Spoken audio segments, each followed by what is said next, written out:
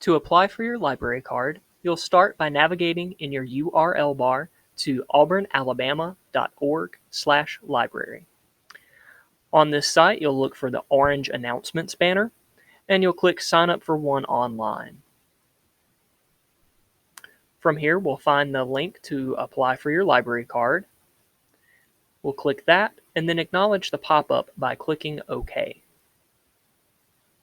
We'll start the process by selecting our home library, followed by entering our zip code. You'll then enter your personal information so we can create your library account. Start with your first and last name.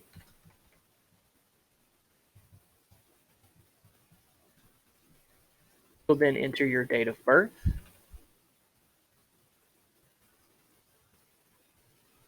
and then the street address that's qualifying you for your library card.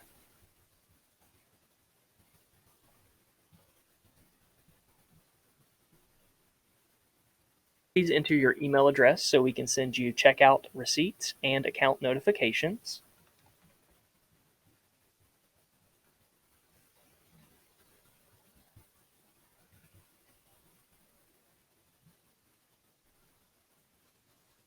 And then your telephone number.